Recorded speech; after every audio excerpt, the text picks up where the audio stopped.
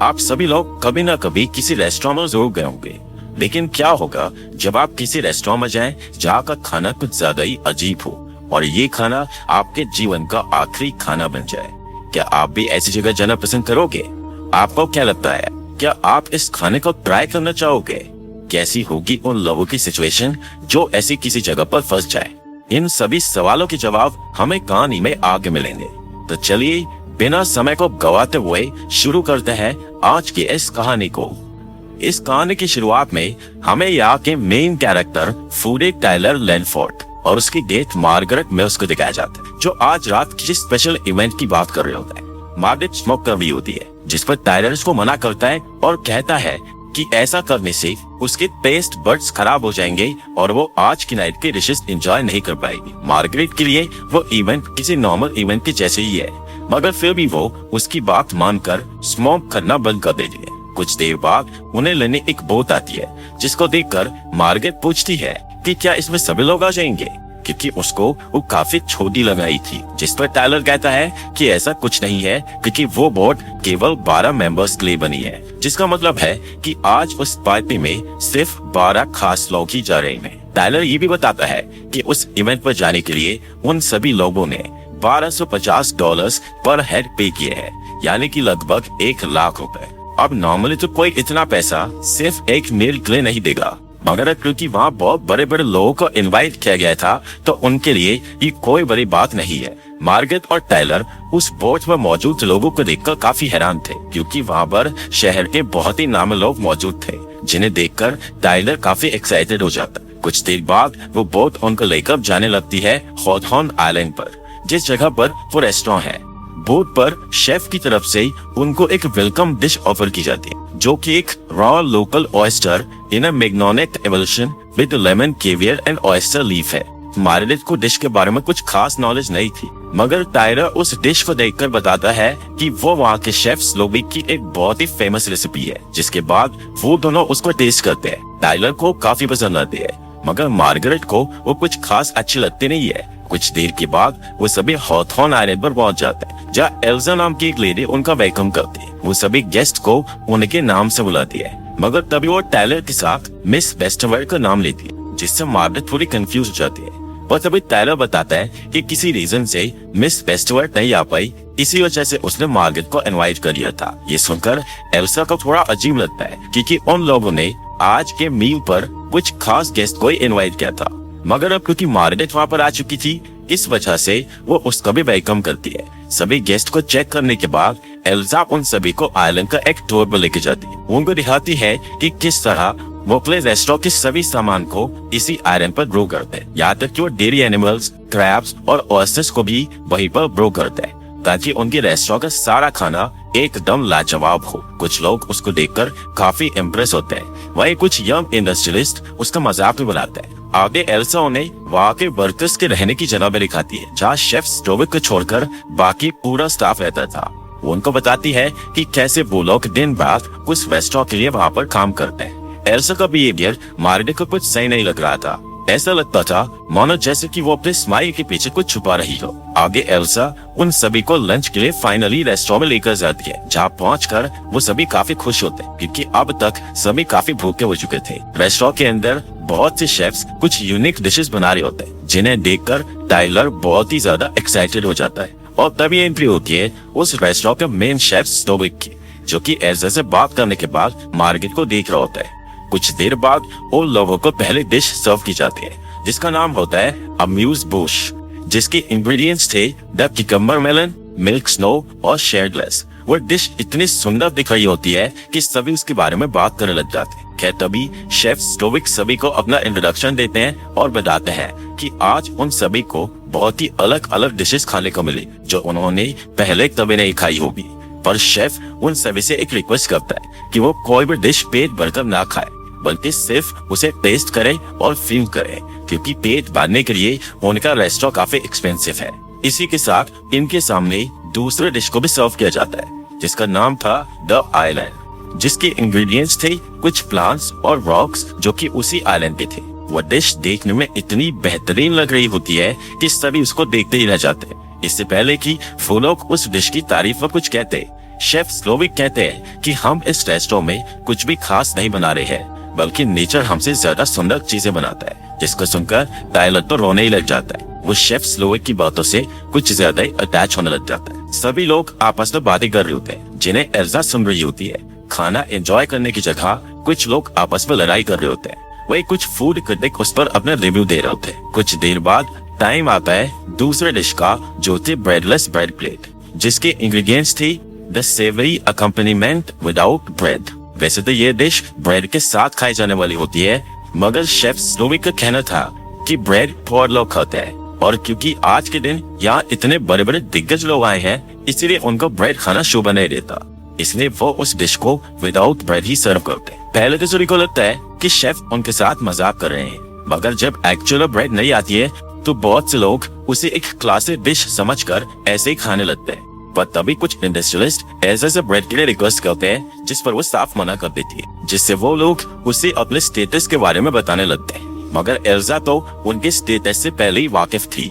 तभी वो उनमें से एक की कान में कुछ कहती है, you can eat less than you desire and more than you deserve, जिसका मतलब था कि वो लोग अपनी इच्छा से कम और अपनी औकात से ज्यादा खाना खाएंगे। मगर ये बात उनको कुछ समझ में नहीं आती है। मार्गरेट को वो डिश कुछ समझ नहीं आती, इसलिए वो उसको बिल्कुल भी टच नहीं करती है। तभी टायलर से एक ग्लास नीचे गिर जाता है, जिससे शेफ स्लोविक वहाँ आकर मार्गरेट से पूछते हैं कि आखिर वो कुछ खा क्यों नहीं रही है, जिस पर वो बोलती है कि उसे उस डिश में कुछ भी खाने जैसा नहीं लग रहा है। ये सुनकर शेफ उससे वही खाने की रिक्वेस्ट करते हैं, मगर फिर भी वो उसको खाने से मना कर देती है, जिसके बाद वो वहाँ से चले जाते हैं। टायलर को मार्गरेट का शेफ स्लोविक से इस तरह से बिहेव करना बिल्कुल भी अच्छा नहीं लग रहा था, जिस पर मार्गरेट उसको कहती है कि अगर उसे उनका खाना अच्छा लग रहा है तो वो खाए, मगर उसको खाने के फोर्स ना करे। कुछ देर बाद शेफ उन्हें उनकी तीसरी डिश सर्व करते हैं, जिसका नाम होता है द मेमोरी। इसका रेफरेंस पर शेफ बताते हैं कि ये डिश उन्हें उनकी पास्ट की याद दिलाती है कि जब वो छोटा था तब एक टैको ट्यूसडे की रात उसके डैड ड्रंक होकर घर आए और उसकी मॉम के नेक पर टेलीफोन वायर में लपेटकर दबाने लगे, जो देखकर स्लोविक ने उनकी थाइस पर सीजर से हमला कर दिया और अपनी मॉम को बचा लिया।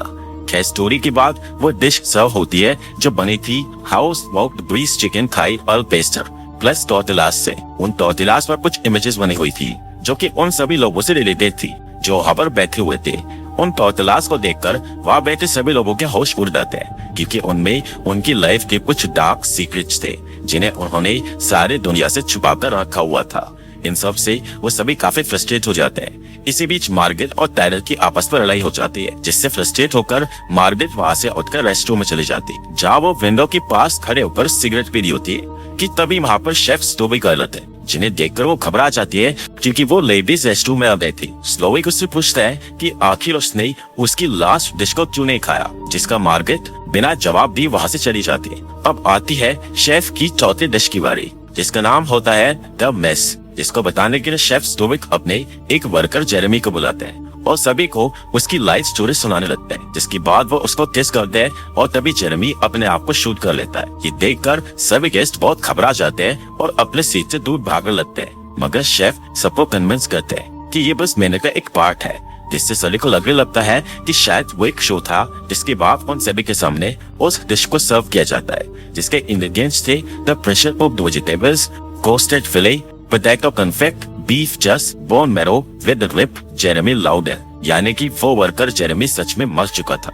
मील सर्व होती स्लोविक सभी को खाने के लिए कहते हैं, जिसके बाद वो अपने वर्कर्स को नेक्स्ट में प्रिपेयर करने का ऑर्डर दे देता है। ये सब देखकर एक रिच आदमी रिचर्ड अपनी वाइफ एना के साथ वहाँ से जाने की कोशिश करता है, जिसे एल्सा वहाँ से जाने नहीं देती और वो लोग सभी के सामने उसके रिंग फिंगर काट देते हैं। ये सब देखकर वहाँ मौजूद बाकी सभी लोग बहुत ही ज्यादा घबरा जाते हैं और उनको समझ में आ जाता है कि यहाँ पर कोई मजाक नहीं चल रहा है। इसके बाद एल्सा बाकी सभी लोगों को अपने सीट पर ही बैठे रहने को कहती है और स्लोविक उनको बताता है कि ये सब कुछ उनके मेन्यू का हिस्सा है। यहाँ अब उन सभी को समझ आ चुका था कि वो सभी उस जगह पर फंस चुके हैं और अब उनकी जिंदगी शेफ स्लोविक के हाथ में है, जिससे वो सभी काफी घबरा जाते हैं। तभी स्लोविक मार्गरेट को किचन में बुलाता है, जहाँ वो उसको बताता है कि उन्होंने ये सब एक प्लान के अकॉर्डिंग किया है, मगर मार्गरेट उसका ऐसा नहीं है, जिस वजह से वो उनका प्लान खराब कर रही है। इसलिए वो उसको चूज करने का मौका देता है कि या तो वो उनके साथ शामिल हो जाए या फिर एक गेस्ट बनकर ही रहे। जिस पर मार्गरेट को लगता है कि शायद वो उसकी जान बख्श देगा, जिस पर शेफ उसको बताता है कि आज उसे रेस्टोरेंट में मौजूद सभी लोग मारने वाले हैं, यानी कि मार्गरेट के बचने की वैसे भी कोई चांसेस नहीं है। डिसीजन लेने के लिए वो उसको 15 मिनट का टाइम देता है, जिससे वो सर्व करते हैं उनकी 5th डिश, जिसका नाम था पैलेट क्लेंजर, और उसके इंग्रेडिएंट्स थे वाइल्ड बेरगामट और रेड क्लोवर टी। इस सब के बाद उन इंडस्ट्रियलिस्ट में से एक आदमी वहाँ की विंडो तोड़कर बाहर जाने की कोशिश करता है, मगर वो उसको तोड़ नहीं पाता, जिसके बाद एना रिक्वेस्ट करती है कि उसके हस्बैंड रिचर्ड को अस्पताल की जरूरत है, जिस पर स्लोविक उनसे पूछता है कि वो पिछले कुछ सालों में उनके रेस्टोरेंट कितनी बार आए हैं, जिस पर वो बोलते हैं कि 5-6 बार। जिसके बाद वो उनसे उन्हें पिछली बार सर्व की गई डिशेस में से किसी एक डिश का नाम बताने के लिए कहता है, जो नहीं बता पाते। असल में शेफ स्लोविक उन सभी को बताना चाहता था कि वो इतने मुश्किल से अपने लाइफ में किसी मुकाम पर पहुंचा है जहां वो इतने बड़े लोगों को सर्व कर पा रहा है, मगर उन ग्रीडी लोगों ने उसके फूड और उसके डिशेस की कभी रिस्पेक्ट नहीं की, बल्कि वो हमेशा उसमें खामे निकालते रहे, जबकि उसकी सभी डिशेस परफेक्ट थी। अब आगे वो सभी लोग विंडो के बाहर एक आदमी को लटका हुआ देखते हैं, जिसने एंजल के जैसे विंग्स पहने हुए थे। असल में वो आदमी डग वेरेक था, जो कि स्लोविक के उस रेस्टोरेंट और हॉथॉर्न आइलैंड का मालिक था। उसको देखकर सभी बहुत ज्यादा डर जाते हैं और उसको रुकने के लिए कहते हैं। वो शेफ स्लोविक को बहुत सा पैसा भी ऑफर करते हैं, मगर एक कलाकार को पैसों की नहीं बल्कि रिस्पेक्ट की जरूरत होती है, और वो लोग ये बात कभी समझ ही नहीं पाए थे। जिसके बाद स्लोविक डग फेरिक को एंजल की तरह पानी में डुबाकर सबके सामने मार डालता है। इसके बाद शेफ मार्गरेट का डिसीजन पूछने के लिए उसको ऑफिस में बुलाता है। वहाँ मार्गरेट उसको बताती है कि वो एक कॉल गर्ल है जो टायलर के कहने पर यहाँ पर आई है। जिसकी बाद शेफ स्लोविक उसको बताता है कि उसे खुशी से किसी के लिए खाना बनाए हुए सालों हो चुके हैं। जिसके बाद वो सभी लोगों को अगले मील के लिए बाहर लेकर जाता है। वहाँ वो अपने एक और वर्कर कैथरीन टेलर को बुलाता है, जिस सबको बताती है कि 3 साल पहले शेफ स्लोविक ने उसके साथ फिजिकल होने की कोशिश की थी, मगर उसने मना कर दिया था। जिसके एक वीक बाद उन्होंने फिर से कोशिश की, मगर उसने फिर से मना कर दिया। जिसके बाद वो शेफ स्लोविक की प्राइवेट पार्ट्स पर सीजर से हमला कर देती है। इन सब के बाद शेफ स्लोविक उनके साथ एक छोटा सा चोर पुलिस का गेम खेलते हैं, जिसमें वो सभी मेल्स को 46 सेकेंड्स का टाइम देते हैं वहाँ से भाग जाने के लिए, और देखते ही देखते सभी लोग अपनी पार्टनर्स को छोड़कर वहाँ से चले जाते हैं। वहीं सभी फीमेल्स को कैथरीन अपने साथ वापस रेस्टोरेंट में लेकर चली जाती है, और उनको सर्व होता है उनका 6वां मील, जिसका नाम था मैंस फॉली। उस डिश के इंग्रेडिएंट्स थे Dungeness crab, fermented yoga tree, dried sea lettuce और उमेबोशी केल्प। सभी लेडीज आपस में बैठकर बात करती है, जहाँ एना मार्गरेट से पूछती है कि क्या वो उसके हस्बैंड को जानती है, जिस पर वो हाँ बोलती है। असल में रिचर्ड मार्गरेट का काफी पुराना क्लाइंट था, जिससे उसको प्यार हो गया था। जिसके बाद मार्गरेट अपने बारे में बताती है कि असल में उसका नाम मार्गरेट नहीं बल्कि एनन है, और वो ब्रुकलिन मैसाचुसेट्स से है। कुछ देर बाद स्लोविक के गार्ड सभी को पकड़कर वापस ले आते हैं, जिससे ये गेम यहीं पर खत्म हो जाता है। सभी लोग वापस आकर एक बार फिर अपने अपने सीट्स पर बैठ जाता है। जिसके बाद शेफ स्लोविक एक बड़े रास्ता खुलासा करता है। असल में टायलर को पहले से आज हो रही सभी चीजों के बारे में पता था, क्योंकि शेफ स्लोविक ने उसको वो सब कुछ बताया था। उसके बाद भी वो मार्गरेट को अपने साथ लेकर आया, क्योंकि उसकी डेट मिस वेस्टवर्ड से ब्रेकअप हो गया था। जैसे ये बात मार्गरेट को पता चलती है तो उसको टायलर पर बहुत गुस्सा आता है, क्योंकि उसकी वजह से आज उसकी भी जान खतरे में है। ये सब होने के बाद शेफ स्लोविक टायलर को किचन में कुछ बनाने के लिए कहते हैं, क्योंकि वो अपने आप को बहुत बड़ा फूड क्रिटिक समझता था। टायलर कुछ भी बनाने से मना करता है, मगर शेफ स्लोविक उसको कुछ बनाने के लिए फोर्स करता है, जिस पर Tyler under cooked lamb, butter sauce जैसे इंग्रेडिएंट के साथ एक बकवास सा मील प्रिपेयर करता है, जिसे नाम दिया जाता है टायलर्स बुलशिट। असल में टायलर कोई फूड क्रिटिक था ही नहीं, क्योंकि गलतियां तो वो निकाल सकता था जिसे खुद कुछ बनाना आता हो। जिसके बाद शेफ स्लोविक टायलर के कान में कुछ बोलते हैं, जिसको सुनने के बाद वो खुद वहाँ से चला जाता है। आगे शेफ की फाइनल डिश जो कि एक डेजर्ट थी, उसको सर्व करने की बारी आती, जिसके लिए उन्हें एक बैरल चाहिए था जो कि उनके स्मोकर्स हाउस में रखा हुआ था। स्लोविक मार्गरेट को उसको लाने जाने के लिए कहता है, क्योंकि वो भी अब उनमें से ही एक थी। जाते वक्त मार्गरेट को टायलर की लाश दिखाई देती है, जिसने खुद को एक रूम में हैंग कर लिया था। खैर वो वहाँ से निकलकर स्मोक हाउस में चली जाती है, जहाँ उसको बैरल के ऊपर एक चाकू मिलता है, जिसे लेकर वो शेफ के पर्सनल वेयर हाउस में घुस जाती है, मगर वहाँ उसका कोई पीछा कर रहा होता है। मार्गरेट को घर के अंदर जाकर एक सिल्वर गेट नजर आता है, जिसे वो खोलने की कोशिश करती है, मगर तभी वहाँ पर एल्सा आ जाती है जो उसके ऊपर अटैक करने लगती है। एल्सा मार्गरेट को मार पाती इससे पहले मार्गरेट से सेल्फ डिफेंस में उसका खून हो जाता है, जिसके बाद वो उस सिल्वर गेट के अंदर जाती है। वहाँ पर उसको शेफ स्लोविक की कुछ पुरानी फोटोज दिखती है, जिसमें वो देखती है कि जब शेफ पहली बार कुक बना था तो वो बहुत खुश था, मगर धीरे धीरे प्रोल होते होते उनके चेहरे की सारी खुशी गायब हो गई और इसी वजह से उन्होंने अपनी सारी खूबसूरत यादों को उस रूम में बंद करके रखा था। तभी वहाँ पर मार्गरेट को एक रेडियो मिलता है, जिससे वो हेल्प बुलाने की कोशिश करती है, जबकि वहाँ रेस्टोरेंट में ब्राइस जो कि इंडस्ट्रियलिस्ट था उसका आज बर्थडे होता है, जिसके लिए शेफ स्पेशल केक लेकर आता है। मगर तभी वहाँ पर एक भूत आती है, जिससे सबको पता चल जाता है कि मार्गरेट ने किसी को यहाँ पर हेल्प के लिए बुला लिया है। जिसके बाद वहाँ एक पुलिस ऑफिसर आता है, जो कि वहाँ पर मौजूद एक पुराने स्टार का फैन होता है। वो उससे उसका ऑटोग्राफ मांगता है, जिस पर वो उसमें हेल्प में लिखकर उसको दे देता है। वो ऑफिसर जैसे उसको पढ़ता है तो वो अपनी गन निकालकर शेफ स्लोविक की तरफ कर देता है, जिससे सबको लगता है कि वो बच गए। मगर फिर वो अपनी गन को एक कैंडल की मदद से जला लेता है और खुद भी शेफ की किचन में चला जाता है, यानी कि वो आदमी भी उन्हीं लोगों से मिला हुआ था, जो देखकर सबकी उम्मीद एक बार फिर टूट जाती है।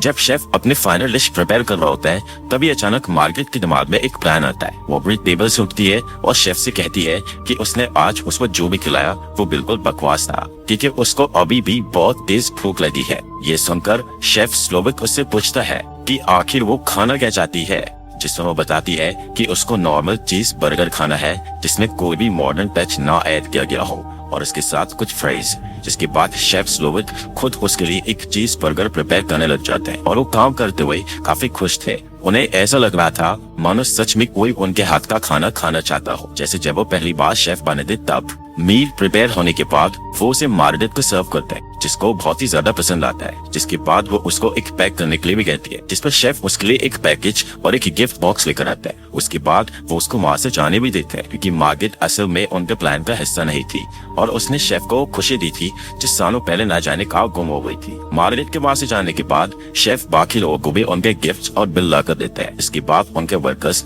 सारे खाने के सामान को पूरे रेस्टोरेंट में फैलाने लगता है। सभी लोगों को चीज रोज के जैकेट्स बना दी जाते हैं और उनके सर पर चॉकलेट रख दिया जाता है। जिसके बाद शेफ स्लोविक बीच में आकर वहाँ पर आग लगा देते हैं, जिससे धीरे धीरे सभी लोग जलने लगते हैं और शेफ अपने इस फाइनल डिश का नाम देते हैं स्मोर, जिसके इंग्रेडिएंट्स थे marshmallow, chocolate, graham cracker, customers, staff और रेस्टोरेंट। ये सब कुछ मार्गरेट दूर एक बोट पर बैठी देख रही होती है। जिसके बाद वो शेफ का दिया हुआ बर्गर भी खाती है। ये सब करके शेफ सिर्फ ये बताना चाहता था कि कैसे किसी क्रिएटर की क्रिएशन को लोग धीरे धीरे गलतियां निकाल कर और अपने अकॉर्डिंग मॉडिफाई कर उसे बदल देते हैं, जिससे आखिर में उसकी एक्चुअल क्रिएशन की डेथ हो जाती है। जिसके साथ ये कहानी भी यहीं पर खत्म हो जाती है। मैं उम्मीद करता हूँ कि ये कहानी आपको पसंद आई होगी। बाकी फिलहाल आज के इस वीडियो में बस इतना ही, लेकिन आप फिर से जरूर मिलेंगे और वो भी एक और नई इंटरेस्टिंग कहानी के साथ। मगर तब तक के लिए धन्यवाद।